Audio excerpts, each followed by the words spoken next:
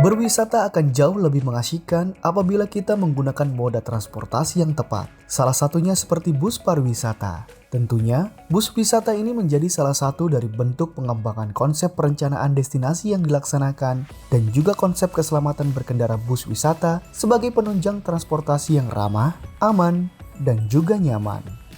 Selain dari itu, pengembangan destinasi termasuk di dalam keselamatan berkendara bus wisata adalah memastikan jalan menuju area bus wisata aman untuk pengunjung, pengelola, masyarakat, serta lingkungan. Memastikan kendaraan yang digunakan untuk bus wisata memenuhi standar keselamatan dan kelengkapan yang baku.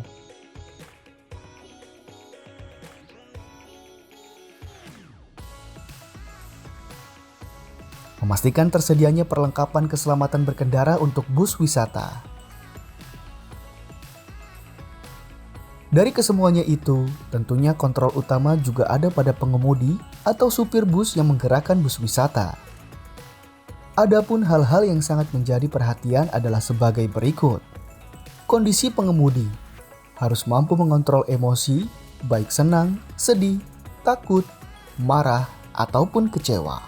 Kondisi mata dan penglihatan, kondisi pendengaran, dan gangguan fisik lainnya. Kemudian juga pada karakteristik pengemudi seperti aggressive driving dengan tingkat resiko yang tinggi, kebut-kebutan, dan tidak mematuhi aturan yang berlaku.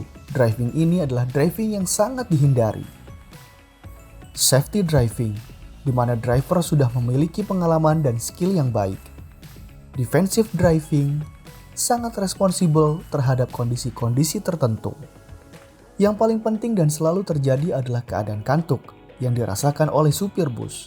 Hal ini dikarenakan mengemudi dengan jarak yang jauh, mengemudi di jalan yang sama dan menjadi jenuh, mengemudi di malam hari setelah bekerja seharian, makan makanan berkarbohidrat tinggi, terdapat gangguan kesehatan yang menyebabkan kondisi fisik menurun. Hal tersebut dapat terciri dari keadaan supir bus seperti berikut ini: sering menguap, mata terasa panas, kering dan lelah, persepsi terhadap jarak dan kecepatan berkurang, penglihatan dan jarak pandang menyempit, konsentrasi dan refleks menurun. Cara yang paling ampuh untuk menghadapi dan mencegah dari fatigue atau kelelahan berdasarkan Undang-Undang Lalu Lintas dan Angkutan Jalan Nomor 22 Tahun 2009 dengan cara sebagai berikut. Beristirahat selama 20-30 menit setiap 4 jam berkendara. Tidak lebih dari 12 jam berkendara dalam sehari. Beristirahat cukup 4-7 jam sebelum berkendara. Tidak dalam pengaruh alkohol maupun obat-obatan. Dari perihal tersebut, maka driving position atau posisi berkendara supir bus wisata juga perlu diperhatikan. Sebagai contoh, posisi duduk kemudi yang paling ideal adalah sebagai berikut. Perhatikan posisi lutut, 110 derajat sampai 130 derajat. Posisi siku, 100 derajat sampai 120 derajat. Dan pastikan posisi paha dan punggung menempel dan bersandar dengan baik pada kursi kemudi. Posisikan genggaman tangan di kemudi dengan searah jam 9 dan jam 3, artinya di samping dari lingkar kemudi tersebut.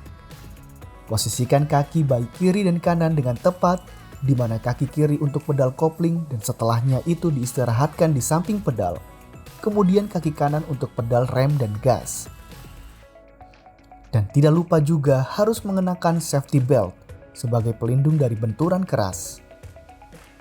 Dari faktor keselamatan bus wisata, Anda perlu mengetahui beberapa pengertian berikut ini. Service brake, sistem pengereman yang menggunakan pedal rem bus.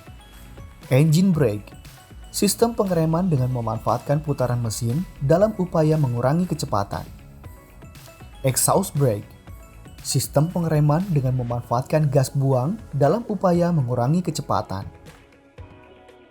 Air tank, rangka engine yang digunakan untuk menyimpan dan menyuplai angin yang dibutuhkan untuk mendorong sistem rem dan kopling pada bus dengan sistem rem pneumatik. Pneumatic brake system adalah sistem rem yang menggunakan tekanan angin yang disimpan dalam rangka angin pada bus. Di samping itu, kondisi ban harus selalu diinspeksi dengan baik dari menjaga kestabilan berupa balancing ataupun spurring, menjaga tekanan udara ban, perhatikan bagaimana velg dan juga tire simbol yang berisi informasi pada ban, diantaranya seperti tahun pembuatan ban. Lalu pengecekan pengereman, karena rem itu sangat penting dan yang perlu dilakukan adalah sebagai berikut. Pengecekan hydraulic system berupa cek jumlah fluida, viskositas fluida, kebocoran, bahkan fungsionalnya. Pneumatic system, yang perlu dicek adalah tekanan udara, cek kebocoran tekanan udara, air kondensasi dalam tangki udara, cek fungsional. Dan pneumatic hidrolik, di mana fluida adakah kebocoran, air kondensasi dalam tangki udara, dan fungsional harus diperhatikan. Tentunya saat berkendara, area blind spot atau area supir dapat melihat juga perlu diperhatikan. Seperti halnya pada video berikut ini, di mana jarak pandang terbagi menjadi 3 bagian, yaitu zona melihat. Zona yang secara jarak akan sangat aman dari kendaraan di depan atau spot yang ada di depan kendaraan. Zona analisa, di mana supir harus menganalisa apakah jarak tersebut aman dalam kendali reaksi apabila terjadi hal yang tidak diinginkan. Zona reaksi, di mana zona ini terlalu dekat dan menjadi area dengan jarak pandang tersempit untuk melihat ke depan dari spot kendaraan di depan bus. Itulah beberapa hal yang perlu diperhatikan agar perjalanan wisata menggunakan bus wisata terasa aman dan nyaman. Memastikan hal-hal yang sudah diulas adalah penting untuk keselamatan dalam berkendara bus wisata.